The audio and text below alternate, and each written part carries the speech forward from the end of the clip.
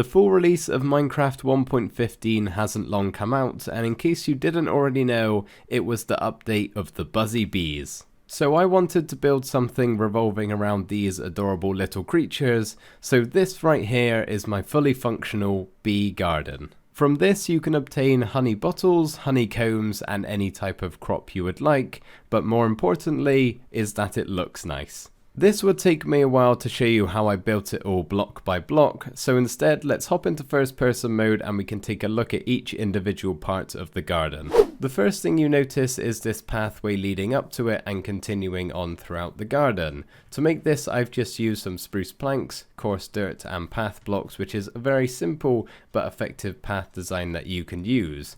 This thing right here is actually where we store our beekeeping suit, which is of course needed to protect ourselves from those stings. Not really, that's not how it works, but this is just a spruce door surrounded by some spruce trapdoors to make a cool little cupboard design. Inside is some chainmail armor equipped to an armor stand. Before we head inside the garden, let's talk about this fence that goes all the way around the outside. So if I just hover above it here, you can see that it's actually a perfectly symmetrical fence. But of course that's not needed. You could do it non-symmetrically and have it going a bit all over the place. I'm sure it would actually look better that way, but I've just done it like this simply because it's what I prefer. As far as the actual design for the fence is concerned, this is an oak log, on top an oak slab, and then to connect each one up we've done some actual fences of the spruce variety. The first thing we notice when we walk inside is this small contraption right here, which we're actually going to get back to a little later on, because I've tried to build this thing to be somewhat realistic so that if you were actually working in here you'd have to do everything in a certain order. So the first thing we're going to look at is the beehives here, which I think look really great. I love the texture of this block, I think it's really cool, and I've put a scaffolding block underneath to serve as some sort of table to put the beehive upon, and then on top of it we've just got some ladders in an item frame to make it look like some sort of handle so you could lift the lid off, or maybe even some sort of ventilation system for the bees. And then we've got this very small detail underneath the beehive from where you can see the honey particles dripping down. We've added a puzzle block to make it look like the dirt has kind of soaked up all the honey over time and gone a different color to everything else. The only problem with this build is that these hives are not actually safe to use per se. If you were to harvest them for some honey bottles or honeycombs, you would get swarmed by the bees inside, and that is because there is no campfire block underneath the hive here, which is actually how you pacify the bees and allows you to harvest them without being attacked.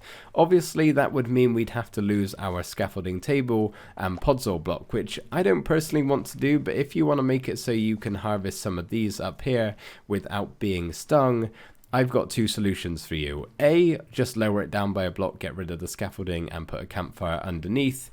It would sacrifice the looks but also improve on functionality, so really up to you. But me personally, what I would do if I was building this in a survival world is actually hide a more efficient farm somewhere underground with a switch hidden in the garden somewhere. So once you've harvested some honeycombs and honey bottles, you can bring them over to the workstation, which is actually where you can store them. Honeycombs in this barrel, honey bottles in this one, of course labelled by the item frames. Got a small workstation in case you need it, as well as some extra storage with the barrels round the back. And even if you need some more, we've got a large double chest underneath this table here, which on top has a flower in a plant pot, which I'm imagining maybe you're grabbing some samples of pollen just to do some testing, so it's sort of located in here away from the bees so that they can't get to it maybe. And you're going to have to use your imagination with this one. I've added a wooden button here mainly because I didn't really know what else to put on this block. Perhaps it's some sort of tool you would use.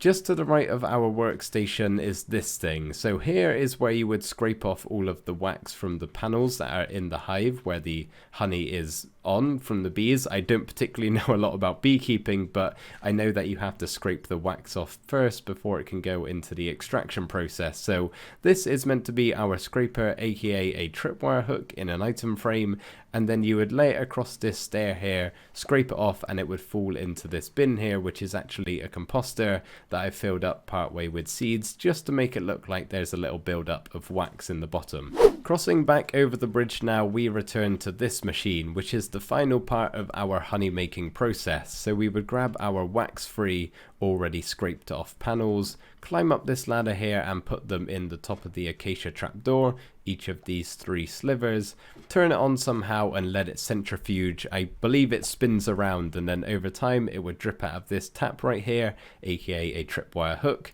into our jar, aka a flower pot.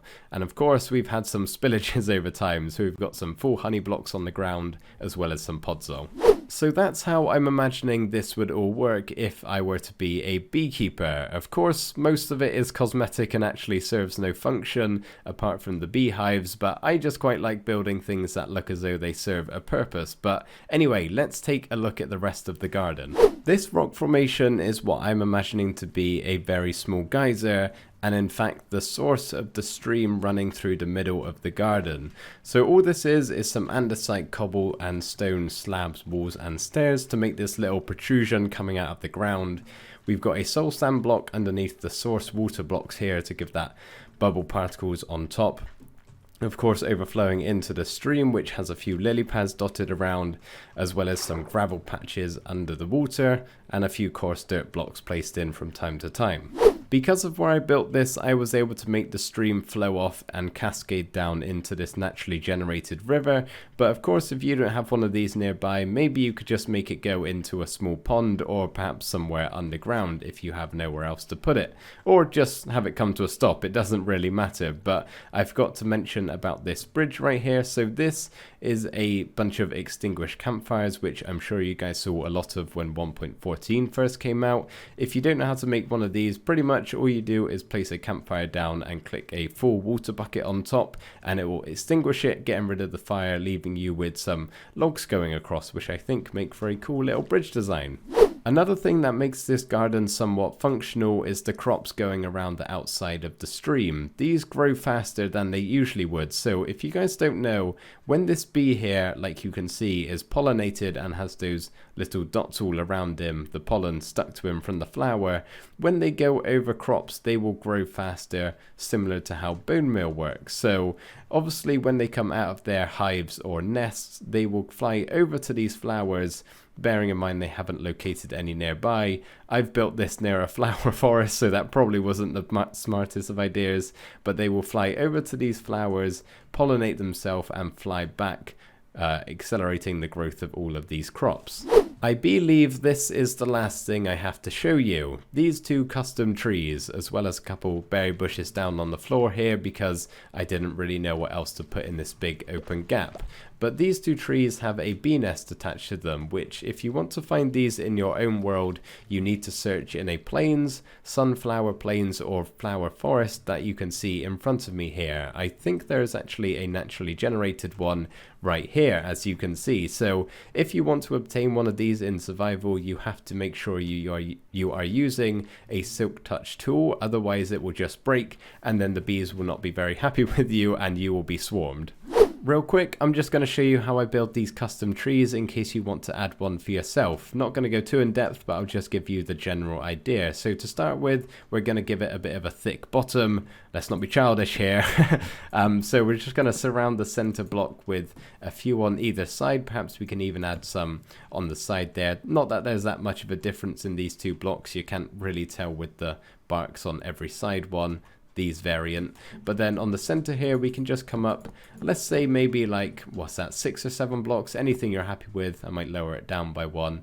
Basically wherever you want the top third of the tree to be is where you stop, and then at the top we want to just place a few blocks here and there at random to serve as branches. So doesn't have to be anything exact, you can sort of just wing this part, doesn't have to be perfect. Let's say maybe we add it on 3 or 4 of the sides perhaps, something like that. It's not perfect, but then nature isn't perfect when making branches. So yeah, there we go. And then you'd have to just cover up every single side here that is visible from the outside like I'm doing. So cover that up, that one, that one, that one, that one, that one, that one. You get the idea. And then once you've done that, basically just bush it out a little bit, make sure you fill in the middle. And then once you've done all that, got a tree shape you're happy with, you can just add in a couple of vines, let them grow down a bit. And then when you've reached a a growth you're happy with, place a string underneath the bottom one that will stop it growing any further. Okay guys, that is gonna do it for today's video. I really hope you did enjoy watching and that you liked the build. It was my first time messing around with the new 1.15 stuff and all of the bees, so safe to say I've had a lot of fun making this one. But is there anything else you think I should have added into this garden? Let me know with a comment and I'll be sure to read through them all. But thank you so much for watching this video. I really hope you did enjoy, and I will see you in the next one. Bye for now.